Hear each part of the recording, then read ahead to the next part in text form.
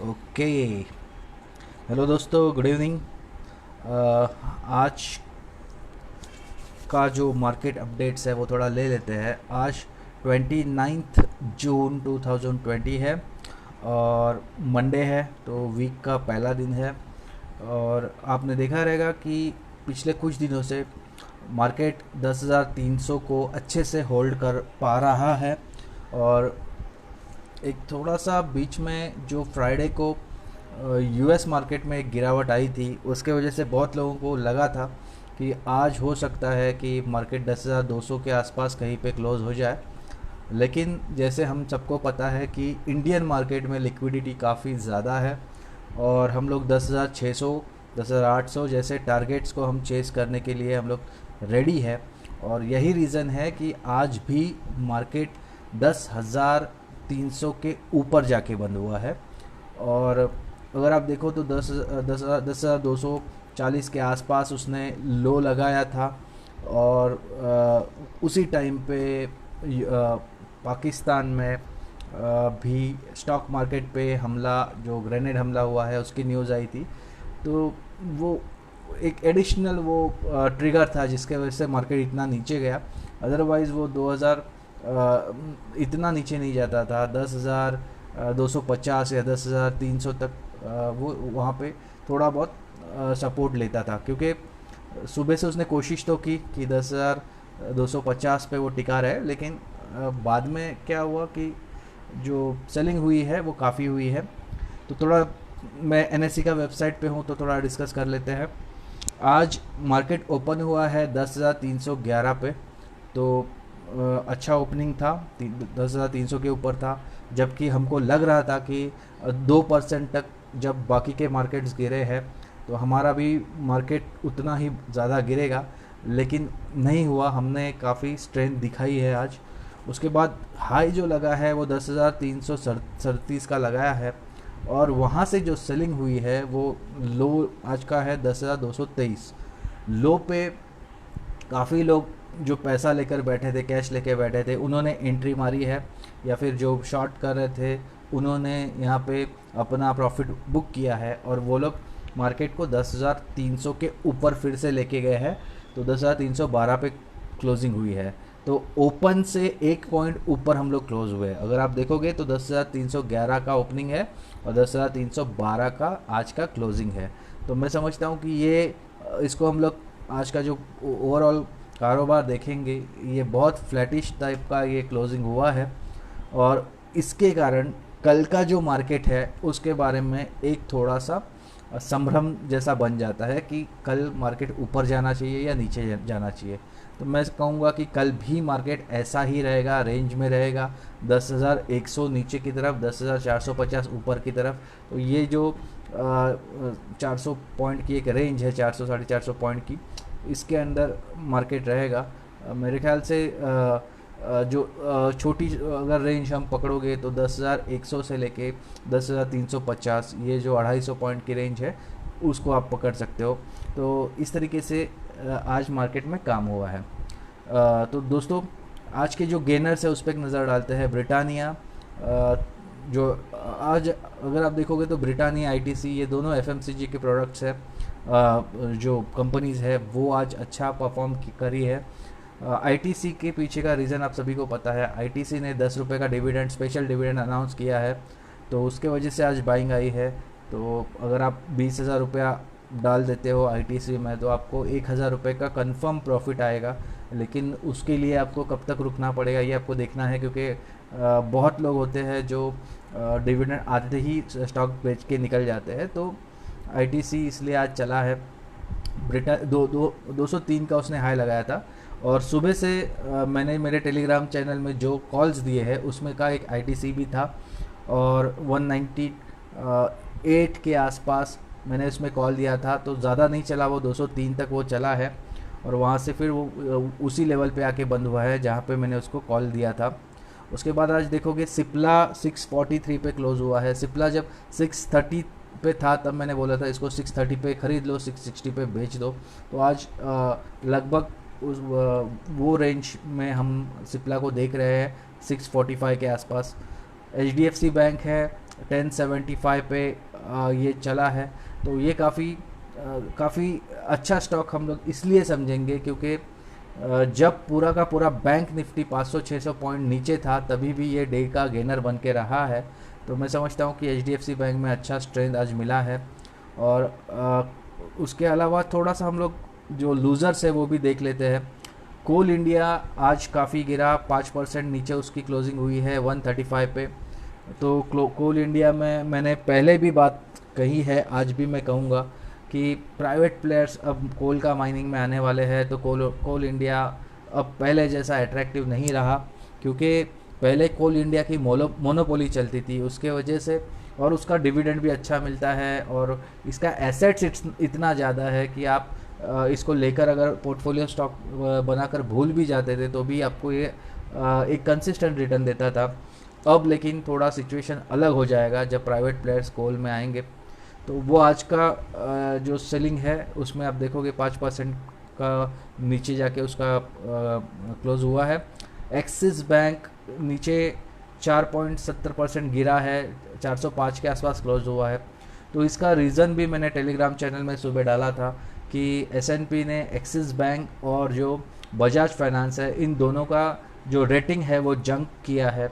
मतलब वो उसका ये मानना है कि जो फंडामेंटल्स है उसके हिसाब से इनको जो वैल्यूएशन अभी मिल रहा है वो उससे एग्री नहीं करते। तो इसके कारण एक्सिस बैंक में अच्छी खासी गिरावट हुई है।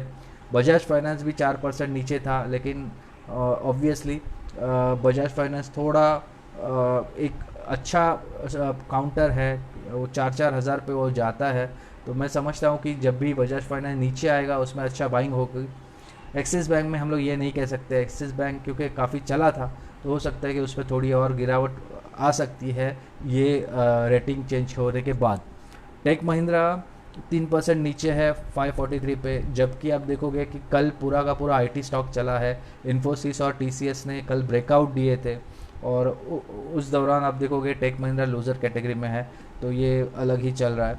हिंडाल्को 3% डाउन 146 पे क्लोज हुआ है। तो ये ऑब्वियस है कि मेटल सेक्टर में भी आज बिकवाली थी। तो एल्यूमिनियम में हिंडाल्को जो कंपनी है वहाँ पे अपने को प्रॉफिट बुकिंग दिखी है। ये एसबीआई जो पब्लिक सेक्टर बैंक है, दिग्गज है, वो 180 के आसपास क्लोज हुआ है। तो मैंने जब ये 190s के ऊपर था तब से इसमें शॉर्ट करना शुरू किया है और मेरा इसमें का जो टारगेट है वो 165-160 का है। आपने देखा होगा कि ये 149 तक जाकर आया है, वहाँ से ये इतना ऊपर चला था। तो मैं समझता हूँ कि अगर ये 178 का जो इम्पोर्टेंट सपोर्ट है वो तोड़ता है तो इसमें गिरावट जो आएगी वो भारी रहेगी। और अगर ये ऊपर की तरफ फिर से 183 को तोड़ता है तो ये फिर से 190-192 तक जाएगा। तो एसबीआई को ट्रेड करने का इस तरीके का तरीका है। तो दोस्तों कुछ स्टॉक्स मैंने टेलीग्राम पे दिए थे, मैं उसको यहाँ पे फिर से दोहराना चाहूँगा। पिरामल एंटरप्राइजेस में कार्लाइन ने जो भी स्टेक खरीदा है अराउंड 20% का, उसके वजह से पिरामल एंटरप्राइजेस मेरे नज़र में था। और पिरामल एंटरप्राइजेस सुबह मार्केट जब खुला तब वो अच्छा चलना शुरू किया था, लेकिन हुआ क्या कि अचानक से मार्केट में काफ़ी गिरावट आई। तो मैंने वहाँ पे पार्शियल प्रॉफिट बुक करने को बता दिया, क्योंकि मार्केट का जो अनसर्टेनिटी है उसमें मैं नहीं चाहता था कि लोग फंसे। और उसके बाद जब मार्केट ने फिर से दोपहर में अच्छी रैली दिखाई तब पिरामल काफ़ी ऊपर जाके वो बंद हुआ है। मैंने टारगेट दिया था 1400 का और सिर्फ 40-50 पैसे से वो चूक गया है, लेकिन जो पहला टारगेट था वो उसमें अचीव हुआ और सेकेंड टारगेट का कुछ पैसों से वो वहाँ पे नहीं हुआ है। लेकिन मैं समझता हूँ कि जो लोग स्क्रीन पे बैठे थे, जिन्होंने सिर्फ 1400 लगा के निकल नहीं गए थे, उनको आज अच्छा प्रॉफिट हुआ रहेगा, उन्होंने वहाँ पे स्क्वायर ऑफ कर दिया रहेगा। उसके अलावा मैंने और कुछ स्टॉक्स पे बात की थी, उसमें का एक था पावर मैक। जब पावर मैक का रिज़ल्ट आया था उस समय पंड्या का फंडा जो CNBC आवाज़ पे आता है उस पर उन्होंने पावर मैक के बारे में बताया था उसके पहले मुझे कंपनी का फंडामेंटल्स के बारे में ज़्यादा पता नहीं था। उसका जब आईपीओ आया था तब मैंने ऑब्वियसली उसके बारे में थोड़ा बहुत पढ़ा था, लेकिन तब से लेकर अब तक कंपनी में काफ़ी जो स्टॉक है उसमें काफ़ी उछाल और काफ़ी गिरावट दोनों यहाँ पे आए हैं। तो बहुत ही कम प्राइस पे अपने को ये मिल रहा है, एक वैल्यू इन्वेस्टमेंट की इसमें अच्छी एक अपॉर्चुनिटी थी, इसलिए मैंने इसको सजेस्ट किया था। और जब ये सजेस्ट किया था तभी वो 380 के आसपास था। उसके बाद ये 432 पे वो क्लोज हुआ था और आज आप देखोगे तो ये 480 तक गया है। तो 2 दिन में जब से ही इसका रिज़ल्ट आया है तब से लेकर अब तक इसने काफ़ी अपने को अच्छा रिटर्न दे दिया है। हार्डली 2 वीक पहले ये 316 पे मिल रहा था, तो आप समझ सकते हो कि कितनी अच्छी रैली पावर मेक में हो रही है। तो जो लोग भी ऐसे स्टॉक्स ढूंढते रहते हैं इन्वेस्टमेंट का मौका मिले, वैसे स्टॉक्स भी मैं अपने टेलीग्राम के चैनल पे देते रहता हूँ और उसका टारगेट्स भी देता हूँ। पावर मेक में लोगों ने 600 650 के टारगेट दिए हैं, जो कि तभी भी वो कंजर्वेटिव मानते हैं, लेकिन मैंने सिर्फ 550 तक का टारगेट पकड़ा है, क्योंकि जिस तरीके का मार्केट है तो मुझे नहीं लगता कि इतना ऊपर जाने इसको देंगे। तो 500 540 550 भी अपने को मिल जाता है। तो जब जो भी मेरा बाइंग प्राइस था 435 से, तो भी अपने को अच्छा खासा इसमें मुनाफा मिलता है। उसके अलावा आज एक दूसरा जो वैल्यू इन्वेस्टमेंट का पिक मेरे रडार पे आया था। नॉर्मली मैं कोई भी स्टॉक तब तक बाय नहीं करता जब तक मैं उसको अपने वॉच लिस्ट में रख के कुछ दिन उसको ऑब्जर्व नहीं करता। लेकिन मैं ट्रेड ज़रूर करता हूँ।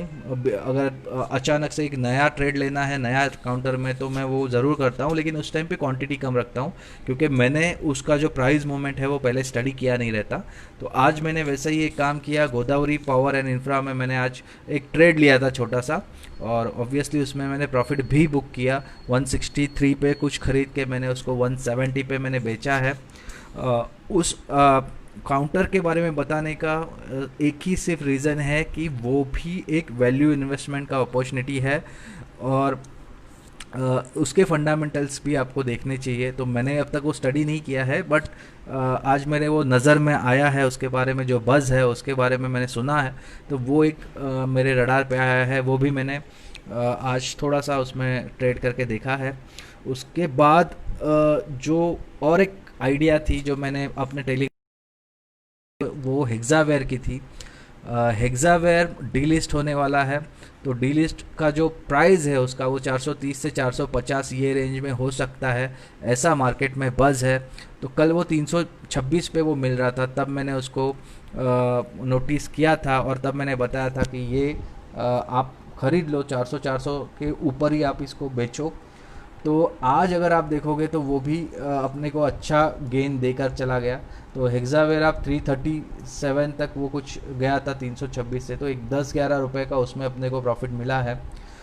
उसके अलावा और एक कंपनी है जो मैंने कल बात की है, उसका तो अब तक कहीं पे भी न्यूज़ नहीं है।